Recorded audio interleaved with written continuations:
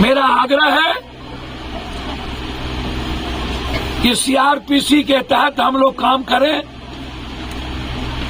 इस गांव में आतंक का माहौल जो है उसको जीने का अधिकार दें। हर बुजुर्गों के भीतर दहशत, और फातमी साहब और आरजेडी के नेताओं से आग्रह करेंगे, सिर्फ वोट मत लीजिए। जब अपनों पर जुल्म होना तो मरने की भी तैयारी करिए। अपनों से बड़ा कोई नहीं होता। ऐसी जिंदगी जी के क्या फायदा जब हमारे घर और परिवार के लोग ही दहशत में हो। ऐसी जिंदगी को खत्म कर देना चाहिए। और आरजेडी के नेताओं से कहूंगा जो पटना में बैठते हैं, ना तो आप छपरा गए और ना ही आप अस्पताल में गोली लगे लोगों को देखने गए, और ना ही इतने बड़े जुल्म में आए। आपका हेलीकॉप्टर एक बार इधर भी घूर जाए तो कम से कम आम लोगों के भीतर भय का वातावरण खत्म होगा। और फातमी साहब से आग्रह करेंगे, दरभंगा में आप यदि सोए हुए हैं तो आप इसी गांव में आके सोइएगा तो अपने लोगों को ताकत मिलेगी। यही मेरा आग्रह है आपसे। और एसपी साहब, डीजी साहब से आग्रह है, ये गांव जनरल डायर के आतंक और जालियांवाला बाग से ज्यादा आतंक का माहौल है। हमारी मां बहनों को जीने और बच्चियों को घर से निकलने, जो डर के माहौल में कैद है उसे निकलने दें। और जीवेश मिश्रा पर एफआईआर हो, और जो थाना प्रभारी लगातार इस तरह की घटना किए हैं, और आज भी जो घर तोड़ के जाया जा रहा है, घर तोड़ करके बिना वारंट के किसी के घर, उसको रोकने का प्रयास करें। बहुत बहुत धन्यवाद। मुर्दाबाद किया गया। यदि कोई भूल हो गई होती तो उसे आतंकियों का व्यवहार करने का राइट ये सीआरपीसी और कानून में नहीं है। आप अपने ईगो के कारण कि मैं थानेदार हूं,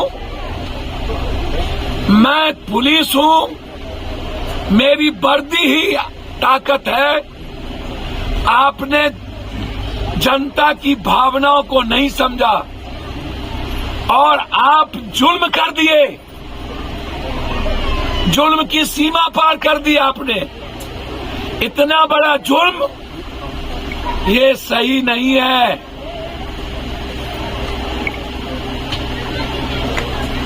और अभी तक जनप्रतिनिधि चुप हो, और मुख्यमंत्री जी सब बात की खबर रहता है, और आपको इतनी बड़ी घटना घट गई इसकी खबर नहीं रहता। छपरा में आपको खबर नहीं रहता, ऊपर से प्रेशर डाल दिए जाते हैं। छपरा के एसपी को बदल दिया जाता है रूडी के कहने पे। आज बारे बा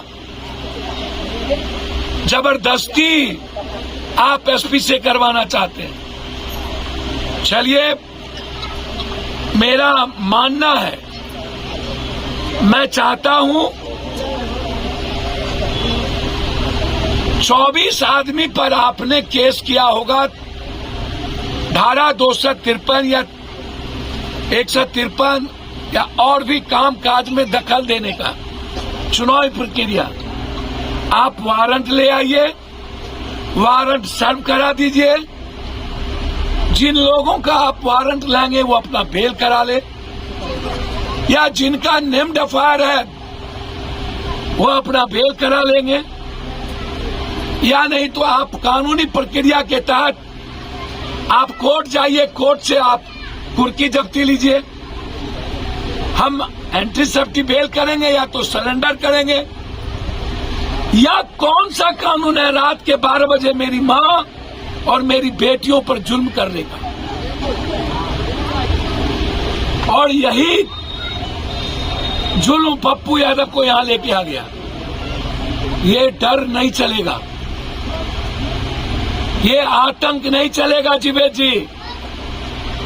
जरूरत पड़ेगी तो इसी गांव में मैं बैठ जाऊंगा। और आपको बहुत ताकत और औकात है ना, तो आके लड़ लीजिएगा पप्पू यादव से।